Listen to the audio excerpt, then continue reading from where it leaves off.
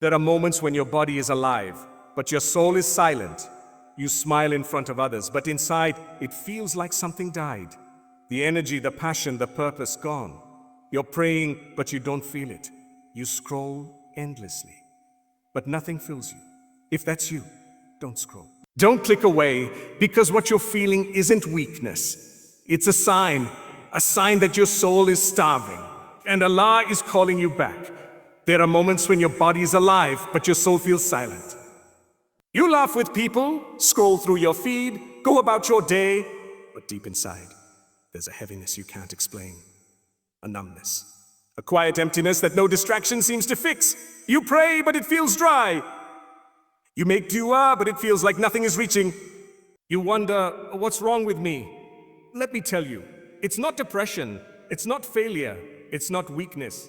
What you're feeling is your soul calling out, not for attention, not for success, but for Allah. You were not created to just exist. You were created to live with purpose. You were not designed to run on likes, money, or noise.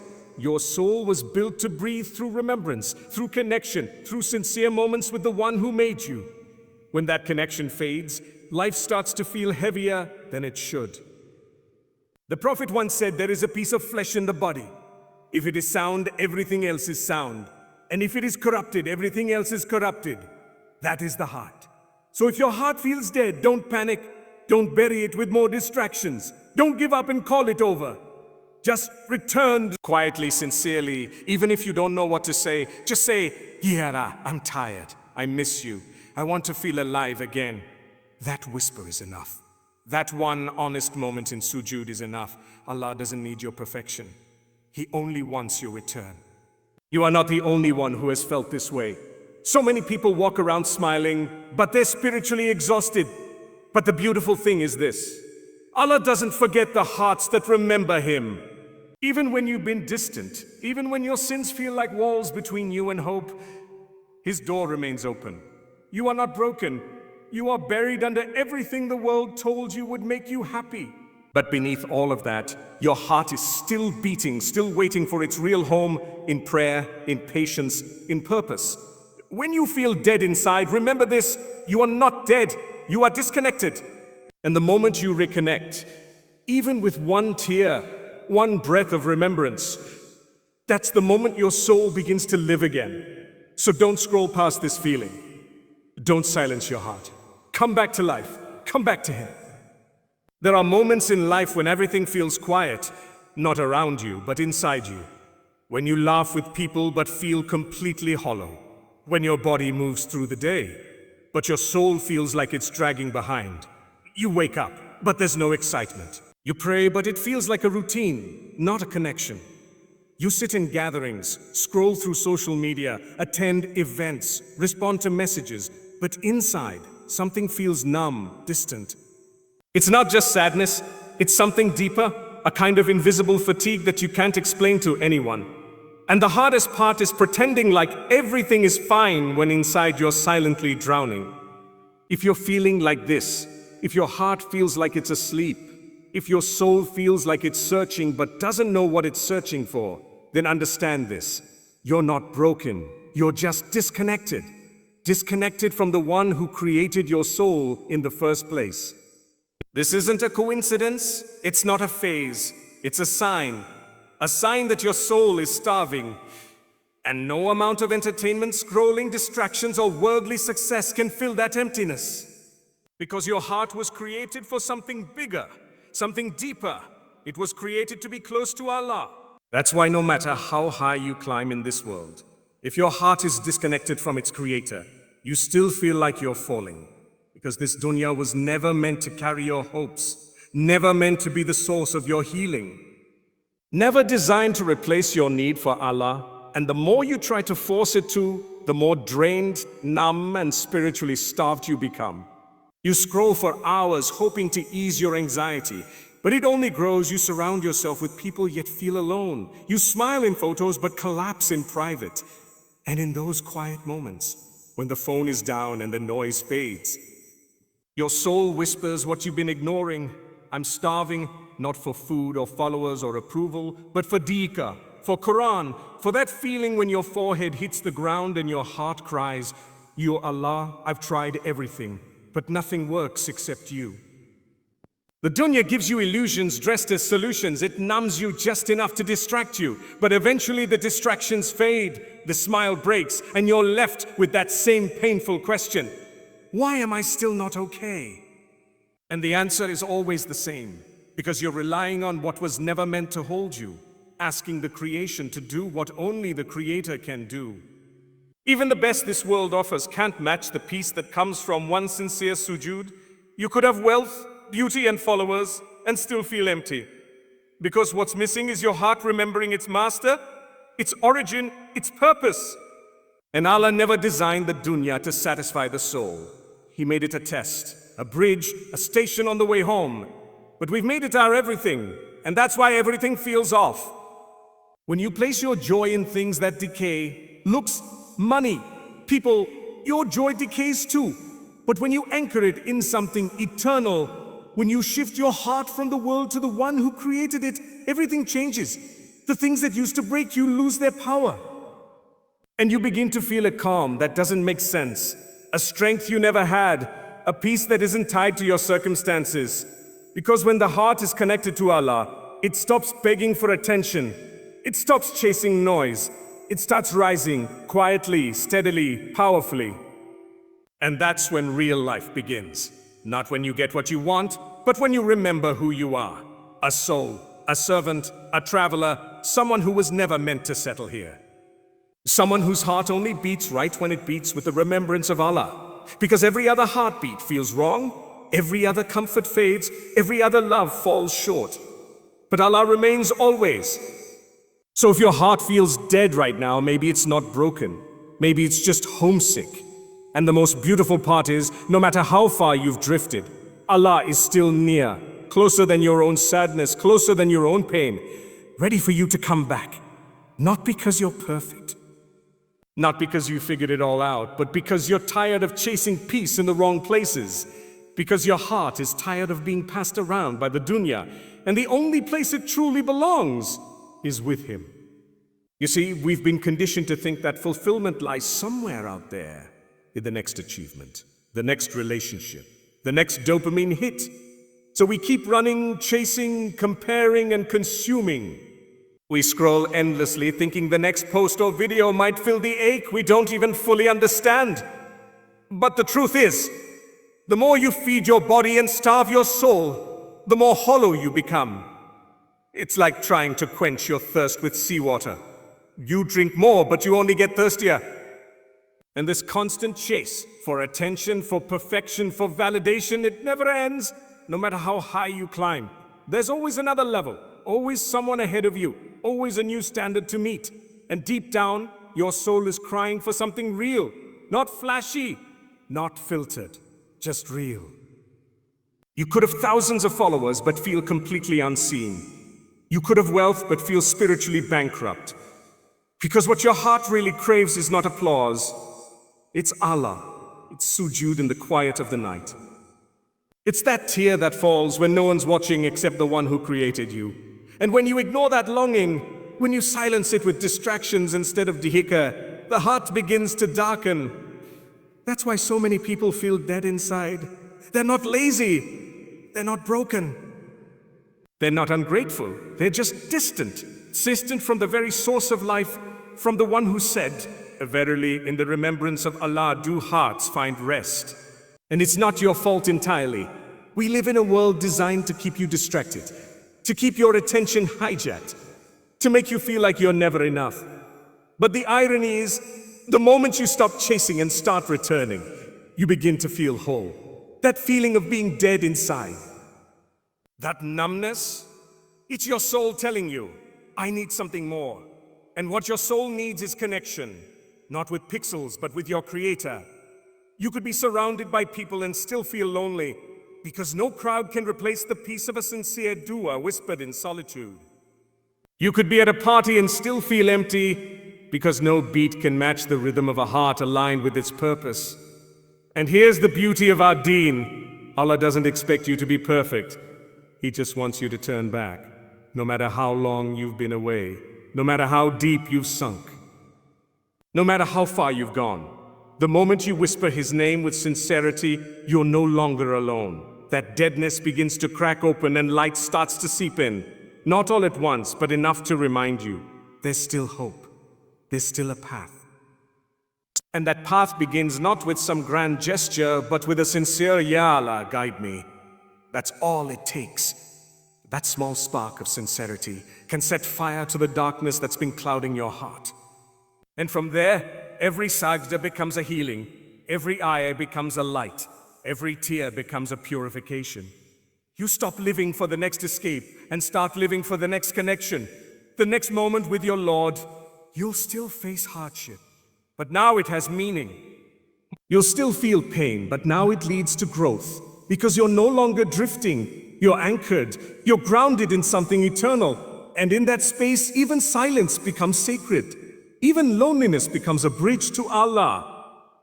You realize that the real journey isn't from one success to another. It's from heedlessness to remembrance, from distraction to devotion, from emptiness to presence. And every step you take back to Allah, He takes more steps toward you.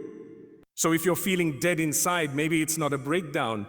Maybe it's a call, a divine call pulling you back to where you were always meant to be. This world will keep spinning.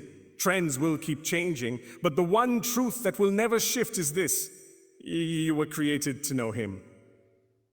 And until you answer that call, no amount of worldly gain will ever fill the void. So stop running, start returning. That's where life begins again, not outside you, but within you. Sometimes when the soul feels numb and the heart feels distant, the only thing that can revive it is sincere dua, not the kind that's rushed or mechanical, but the kind that breaks through layers of silence, spoken in your own words when no one is watching. When your chest is tight and your eyes are heavy, but you still whisper, Ya Allah, I don't even know what to ask for anymore, but I need you. That kind of dua is powerful. It doesn't need eloquence, it needs truth. It's not about the language, it's about the desperation, the rawness that comes when the world feels heavy, and you finally realize that no one else can carry it for you. That's where healing begins. They scroll, they binge, they chase dopamine, but they never pause to release what's been building up in their heart. That's why dua is not optional for the soul, it's necessary. It's not just something you do in salah. It's something you do in the middle of the night when your thoughts are loud, your heart is heavy, and your room is dark. That's when Allah listens to you the most. That's when He's closest. Not when you're perfect, but when you're broken and you still choose Him. Dua is not about controlling the outcome. It's about trusting the one who controls it.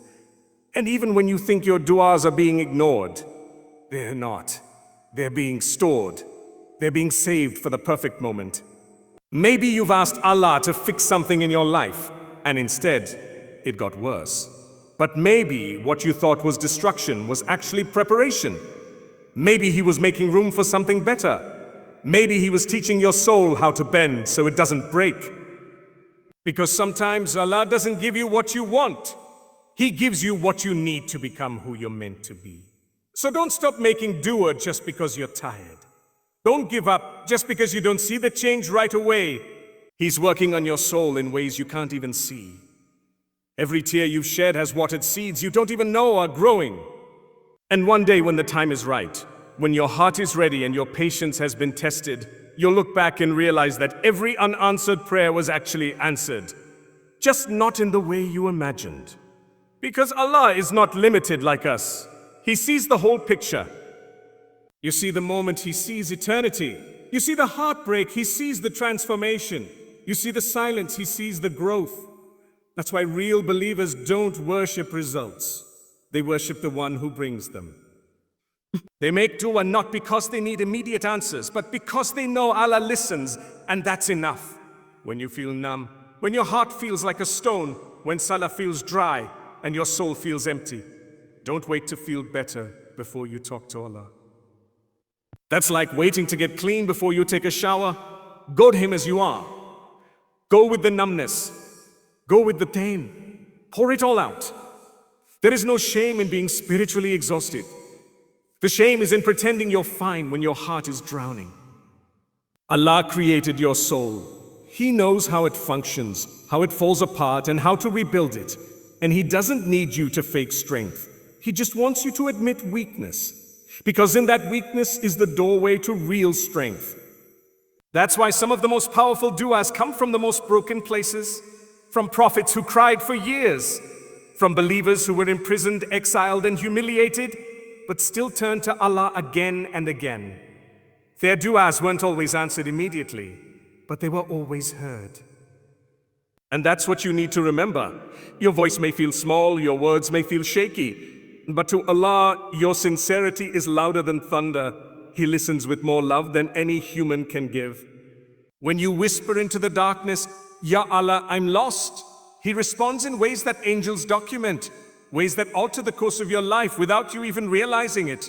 The pain you're feeling right now, that deadness inside, is not your final destination. It's a sign. A divine message that your heart is calling for connection, that your soul is begging to return home. Dua is that home. It's the sacred space where your loneliness meets divine mercy. It's the conversation that doesn't require validation from people. And what's beautiful is that it's free. You don't need an appointment. You don't need the right mood. You just need a few seconds of honesty. You could be driving, walking, lying in bed, and still connect with your Lord in a way that shifts your entire reality. Because when Allah sees a soul turning to Him sincerely, He opens doors no one else can close. He softens hearts that seem dead. He brings peace to minds that have been in chaos for years.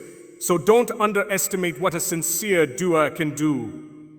It may not change your circumstances instantly, but it will change you. And once you change, the way you see your life, your tests, your pain, everything starts to shift. You stop seeing yourself as a victim and start seeing yourself as someone being guided, purified and prepared for something greater. So if you've been walking around with a dead heart, with a smile that hides exhaustion, with sins that feel too heavy to carry, it's time to drop the act. Just be real. Be real with Allah. Tell Him what you're ashamed of. Tell Him what you're afraid of. Ask Him to bring you back to life. He's the turner of hearts. He's the giver of light. He's the restorer of souls. He brought people out of worse darkness than yours, and He can do it for you too. But it starts with one real conversation, one real dua, one real cry for help. Don't delay it, because the longer you wait, the deeper the numbness grows. And the soul, like the body, has a limit. Feed it, nourish it, revive, and watch how Allah takes that brokenness and turns it into the beginning of your comeback story. A story that started with a whisper in the dark and ended with a light in your chest that never left again. Sometimes when life feels numb, when your chest feels hollow and everything seems like it's moving in slow motion, what your soul is truly craving isn't entertainment or distraction. It's the deep, silent power of sujood. That moment when your head is on the ground, when your forehead touches the earth, and your heart finally drops its defenses. That's not just a ritual, it's a reset. Because no matter how dead you feel inside, no matter how long it's been since you felt anything spiritual, the moment your body bows, your soul remembers. There's something about sujood that words can't capture. It's the most vulnerable, the most honest, the most powerful position a human being can be in. And in that moment, when you feel like giving up, but you choose instead to fall into sujood, even without any words, even with your heart numb and your tongue dry, that's when healing begins. Sujood is where broken hearts are mended. It's where the noise of the world fades and the soul finally hears itself. It's not just prayer, it's therapy. You're not just bowing, you're surrendering everything. The stress, the regrets, the sins, the guilt, the confusion you couldn't even explain to anyone else. You place it all on the floor and say, "Ya Rab, I can't carry this anymore." And He listens, and He knows, and He responds in a way no one else ever can. And what's miraculous is that you don't always leave sujood with your problems fixed. Sometimes you leave with your heart fixed. You come out lighter, calmer, more grounded, even though nothing around you has changed. Because what changed was your soul's alignment with its Creator. Sujud reconnects you to the very source of your existence. You're not looking at your phone, not looking at people, not looking at your fears. You're looking inward while your heart reaches upward. That's why the Prophet said sujud is the closest a servant comes to Allah. And in a world that constantly pulls you away from your purpose, sujud silently pulls you back. It doesn't need music or lights or perfect settings, it just needs honesty. You could be in your room, in your car, in your darkest moment, and sujud can become the light that pierces through all of it. It's not about how long your sujud is, it's about how real it is. You can stay for 10 seconds and still pour your heart out. Or you can stay for 10 minutes, crying quietly into the prayer mat, letting the tears say everything your mouth can't. And the beautiful thing is, every time you go down in sujud, you're not just getting closer to the ground, you're being raised in status by the one who sees you kneeling when no one else does. That's where the transformation happens. That's where numbness turns into connection. That's where hearts that have been dead for years suddenly find a beat again. So if you're feeling empty, stop trying to fill yourself with things that only numb you more. Return to sujud. Make it your safe space. Make it your escape. Make it your home. Because sujud is the one place where you don't have to pretend to be okay. You don't have to be strong. You don't have to have it all figured out. You just have to bow. And in that act of complete surrender, you'll discover a strength you never knew you had. Not because you're powerful, but because the one you bow to is.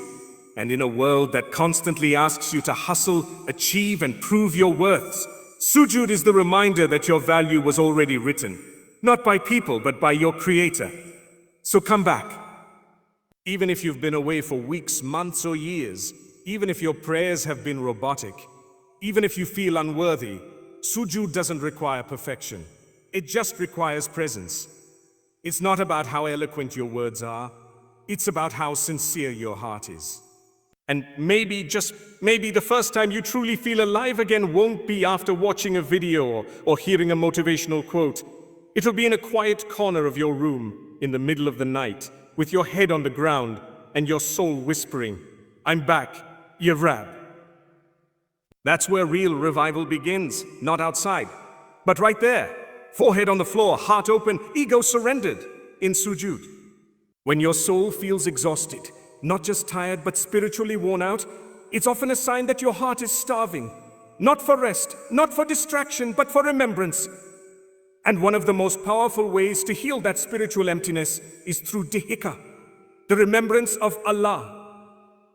Not the kind of dhikr that's whispered out of habit, but the kind that flows from a desperate heart seeking refuge. Because in a world full of noise, scrolling, likes, and endless notifications, your soul is silently suffocating, longing for something real, something eternal. And dhikr is that lifeline.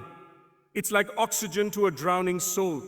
It doesn't require perfect conditions, fancy surroundings, or even a clean past. It just requires a willing heart. You could be sitting in traffic, lying on your bed, walking through the darkest chapter of your life. And with one quiet Subhanallah, Alhamdulillah, or La ilaha illallah, you start reconnecting with the one who never left you. That's the miracle of dhikr. It's simple, but it penetrates the deepest layers of spiritual numbness. Even when your heart feels dead, even when your mind is clouded and your faith feels like it's hanging by a thread, dhikr begins to clear the fog. It doesn't just remind you of Allah, it reminds your heart that you're never alone, that you are seen, that you are heard, and that you still matter. Because no matter how far you've drifted, Allah's door is never closed. His remembrance is always open to you. And the more you repeat His name, the more your heart begins to soften, not overnight, but gradually, consistently, quietly. You may not even notice the change at first, but one day the same heart that once felt hollow and cold begins to feel warmth again. You begin to cry again. Not because you're broken, but because you're healing. Dhikr revives what pain tried to kill. It rewires your mind, calms your nerves, and resets your perspective. And the best part is, you can carry it with you anywhere. There's no barrier, no appointment, no permission needed. The door is always open. and for the one who makes chikr a part of their daily rhythm. Even if just a few minutes a day, that person will find, slowly but surely, their heart turning from rusted to receptive, from dead to alive, from lost to grounded, because every subhanallah chips away at despair. Every alhamdulillah replaces a complaint with gratitude. Every Allahu Akbar lifts your vision higher than your pain. And every la ilaha illallah anchors you back to the reason you were created in the first place. Dhikr isn't just a practice, it's a lifeline. It's the spiritual heartbeat of a believer. And in a time when so many people feel empty inside, when depression is rising and anxiety is everywhere, perhaps what we need isn't more noise, but more remembrance, real, intentional, raw remembrance. The kind that reminds you that even in your lowest, you are still His. That no matter how numb you feel right now, the light is still inside you. It's just buried under too much silence. So start small. Whisper His name. Even if your heart feels nothing. Even if your voice cracks. Even if you're crying. Because in that moment, you're not performing an act. You're returning home. And the angels are writing every letter, every breath, every tear. And your Lord, the one who knows the state of your heart better than anyone else, is listening, waiting, welcoming you back. So let dhikr be your medicine. Let it be the rope you hold on to when everything else feels like it's slipping away. Because when everything else fails to comfort you, His remembrance never will. One of the most overlooked yet deeply healing practices when you feel emotionally or spiritually dead inside is simply sitting with yourself in silence and reflecting on your purpose. Not in a distracted room, not while scrolling your phone, but truly pausing to ask, why am I here? Because that one question has the power to shake the dust off your heart. In the chaos of this modern world, where everyone is in a rush, where people are constantly pretending to be okay, smiling for the camera while dying inside, silence is almost extinct. But in silence, your soul starts to speak again. It starts reminding you of what really matters. You weren't created to chase numbers, to impress strangers, or to constantly prove your worth. You were created by Allah with purpose, with intention, with divine design, and your pain, your confusion, your numbness right now, none of it is random. It's a wake-up call. It's your fitra trying to break through the noise, whispering you're not okay. And that's okay, but don't ignore it. You see, sometimes Allah lets your heart feel empty not to punish you, but to redirect you. Because when life is loud and the dunya is distracting, that emptiness becomes a signal. A signal that your soul has been feeding on the wrong things. And it's starving for real meaning, not temporary escapes. And when you sit in silence, away from the noise, away from the pressure to perform, you begin to see that all the things you were chasing, money, people, fame, perfection, none of them ever filled you. Not for long. That's because your soul was never made to be fulfilled by the creation. It was always made to be nourished by the Creator. And that's why true healing starts when you go inward. When you ask yourself hard questions like, what am I running from? Or when did I stop talking to Allah? Or what am I pretending not to feel? That's where the thawing begins. That's where dead hearts start to beat again.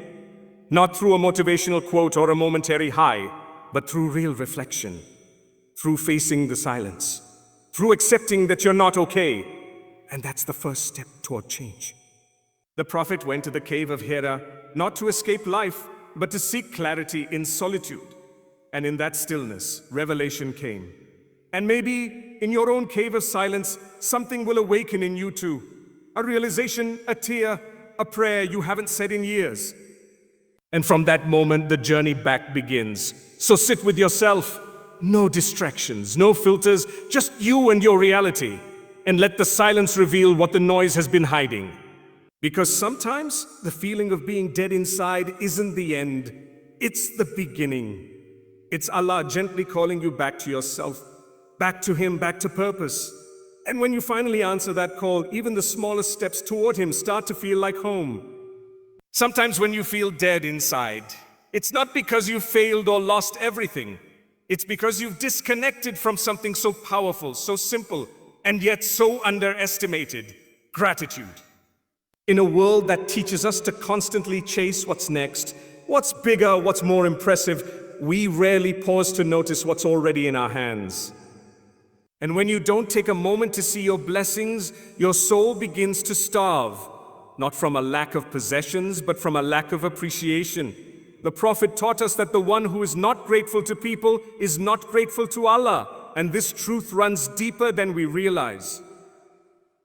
Because when you start to train your heart to recognize even the tiniest blessings, like the way your chest rises and falls while you sleep, or the fact that Allah kept your heart beating all night without your permission, you begin to awaken something within you. You stop seeing life as empty and start seeing it as deeply layered with meaning. That's when numbness begins to fade. That's when spiritual light returns. Because the deadness you feel isn't because you're weak. It's because you've forgotten how blessed you still are, even in the middle of your trials. Just think about it. How many times has Allah saved you from things you didn't even know were about to happen? How many times have you cried over something you thought would destroy you, only to look back and realize it was a blessing in disguise? Yet even after all that, we still get consumed by what we don't have. We scroll through social media and wonder why our life isn't as perfect as theirs, not realizing that someone is praying for the life we're complaining about. When you stop comparing and start thanking, your entire mindset shifts. You begin to feel alive again. Your heart softens. Your eyes begin to see mercy in moments that used to feel meaningless. That's the power of true gratitude. Not just saying Alhamdulillah with your tongue, but living it with your attitude, your thoughts, and your actions. The people who are spiritually strong aren't always the ones who have it easy. They're the ones who keep saying Alhamdulillah even when everything around them feels broken.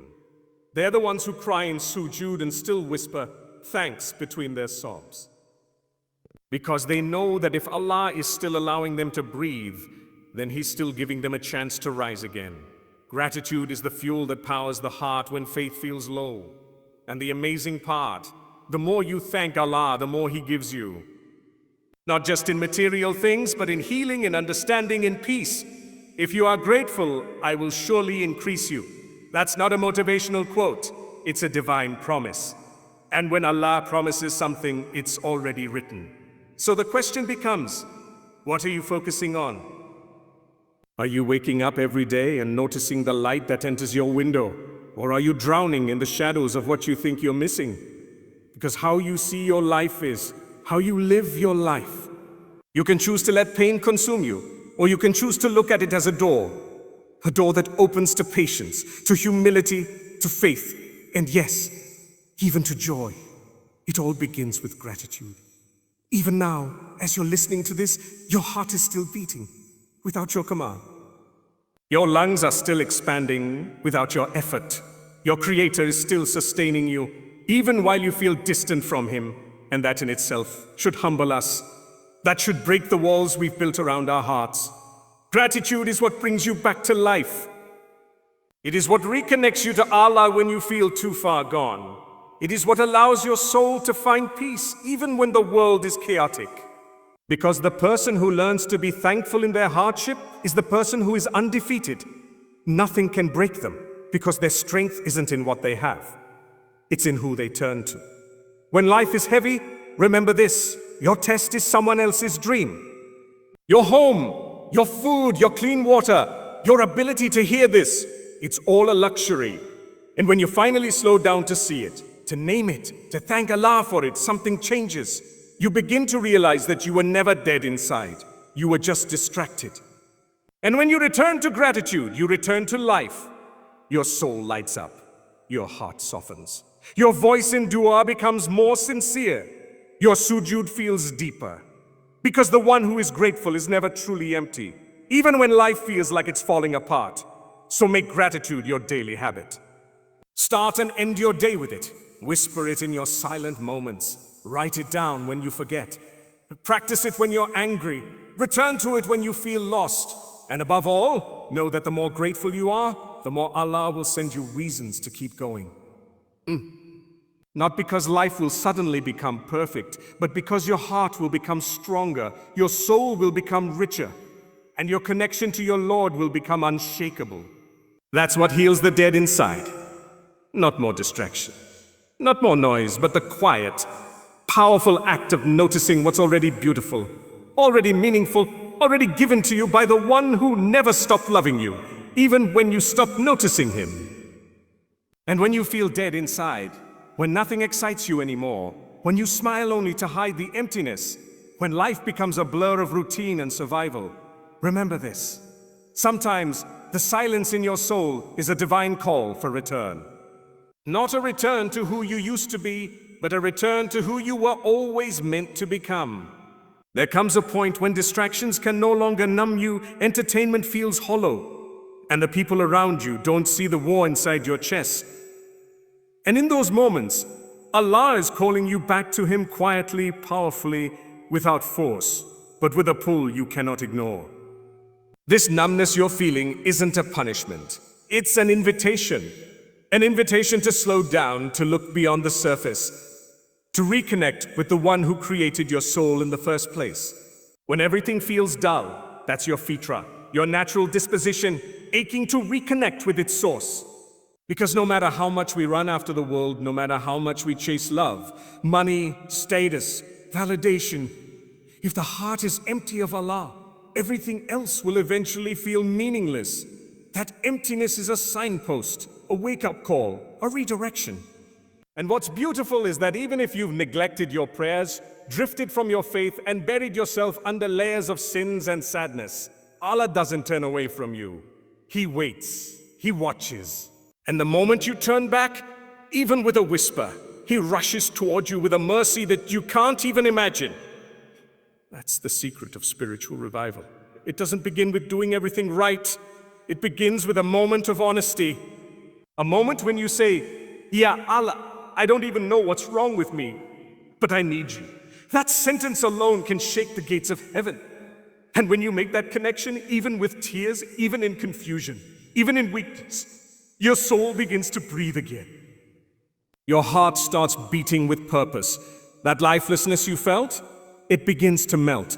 Because in the remembrance of Allah do hearts find rest, and not temporary rest, but deep, soul-level peace that no dopamine rush can compete with. The world will tell you to try harder, hustle more, escape your pain, but Islam teaches you to pause, to reflect, and to anchor yourself in the one who never changes.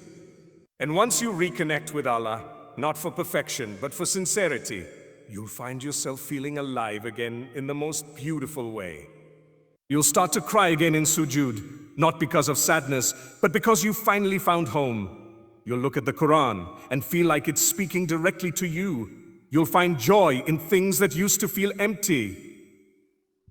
That's the power of returning to Allah. It doesn't just save you from hellfire. It saves you from becoming numb in a world that's always trying to harden you. And no matter how far you've gone, it's never too late. Because the soul that remembers Allah will always be given a second chance. And that second chance could start right now with you in this very moment, if you just whisper, "Ya Allah, I want to come back." So if you've watched this far, it means something inside you is still alive. Maybe buried, maybe bruised, maybe forgotten, but not dead. Not yet. And that spark, no matter how small, is enough. It's enough to start again. Every feeling of emptiness you've carried, every moment you sat in silence wondering what's wrong with you, every night you cried yourself to sleep, none of it was wasted. It was all Allah bringing you closer, whispering to your heart in ways the world could never understand. Maybe you thought you were broken, but you were just being reshaped. Maybe you thought He was silent, but He was just waiting for you to turn back, waiting for you to pause long enough to hear the call your soul has been aching for. You see, this life will continue to break you. People will hurt you, your own mind will doubt you, your past will haunt you. But when you return to Allah, when you fall in sujood and say, "Ya Allah, I don't have the answers, but I have you," that's when everything begins to heal. You start to see purpose where there was only pain. You start to feel peace even in chaos. That's not a motivational quote. That's the reality of the one who chooses to anchor themselves in the one who never lets go. So don't wait for the perfect moment. Don't wait to feel bitter before you pray. Don't wait for your life to fix itself before you reconnect with Allah. Start now, start broken, start unsure, start in tears, but just start. Because when you walk toward Him, He runs toward you. And no matter how far you've fallen, the door to peace, to healing, to hope, it's still open. You just have to walk through it. Not tomorrow, not next week, now. Because you're not dead inside, you're just being called back home.